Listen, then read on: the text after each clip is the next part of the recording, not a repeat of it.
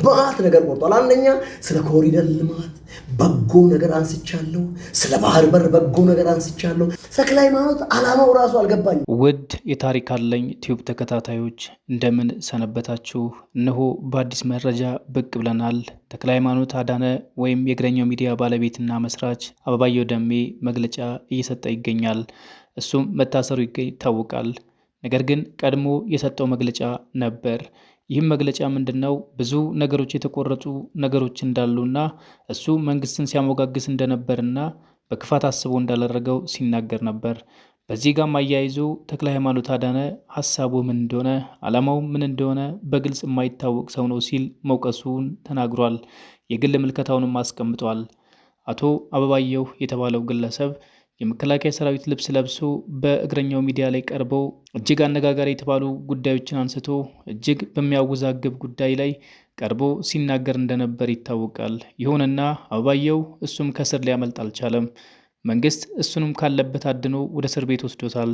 ነገር ግን ይህን መግለጫ የሰጠው ከመታሰሩ ቀደም ብሎ ነው። አቶ አበባየሁ የተባለው ግለሰብ በእግረኛው ሚዲያ ላይ ቀርቦ ብሔርን ከብሔር ግለሰብን የመንግስትን ስብና ሚነካ ነገሮችን ሲናገር እንደነበር የሚዘነጋ አይደለም። አቶ አበባየሁ የተባለው ግለሰብ በእግረኛው ሚዲያ ቀርቦ በማን አለብኝነት ከልካይ አልባነት እጅግ ማህበረሰብን እሴት የሚጥሱ በርካታ ነገሮችን አንስቶ ያለ አግባብ ሲናገር እንደነበርና የመንግስት የመከላከያ ዩኒፎርም ልብስን ለብሶ በመገኘቱም የእስራቱ መንስኤ ይሆናል ተብሎ ይጠበቃል።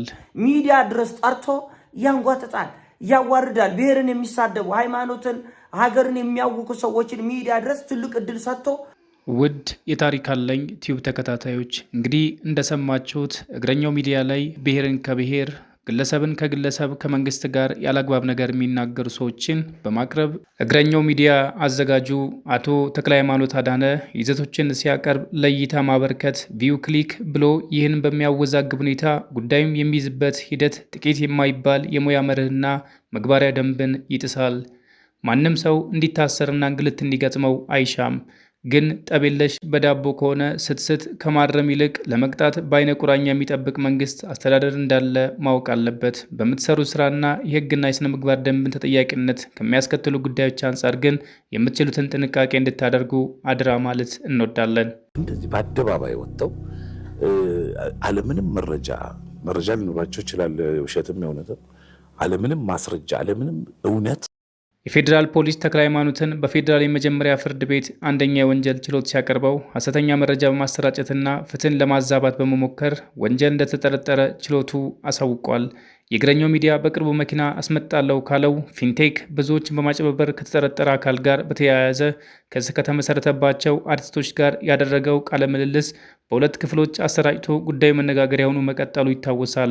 ይሁንና ይሄ ውይይት ከመታሰሩ ሰበብ ጋር በእርግጠኝነት ስለመያያዙ እስካሁን የታወቀ ነገር የለም። ጋዜጠኛ ተክለ ሃይማኖት አዳነ አርቲስት ሰራዊት ፍቅሬን ዋርካው እያለ ነው አሞግሶ የሚጠራው። ከፊንቴክ ጋር በተያያዘ ማስታወቂያ በመስራት ተባባሪ ሆኗል ተብሎ ተጠርጥሮ እስር ቤት ምን እንደገጠመው ሲያወራ እጁ ላይ ውድ ሰዓት ማሰር ሲገባው በወንጀለኛ ካትሪና እንደታሰረ በአርቲስት አንደበቱ ሲናገር ተደምጧል። በሌላ መልኩ የእሱን እስር ከጀግናው ማንዴላ ጋር አስተሳስሮ ይተርከዋል።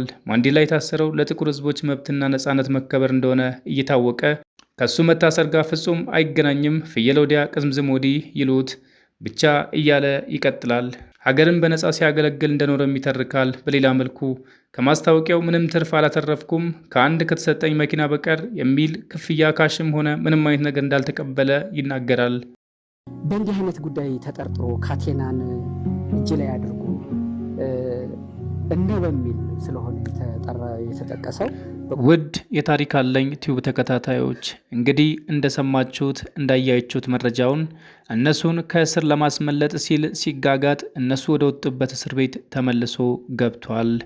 ይህ የሆነበት አቶ ተክለ ሃይማኖት አዳነ እነ ሰራዊት ፍቅሬና አርቲስቶቹን ከፊንቴክ ግሩፕ ጋር ከፊንቴክ መኪና አስመጪ ግሩፕ ጋር በተገናኘ እነሱን ለማስመለጥ ነፃ ለማድረግ በሱ ሚዲያ አቅርቦ ሲያንቆለጳጵሳቸው ሰራዊትን ማንዴላ ሌሎችን ንጹህ እያደረገ ሲናገር ቆይቶ ነገር ግን እሱ ወደ እነሱ ወደ ወጡበት እስር ቤት ተመልሶ እንዲገባ ሆኗል።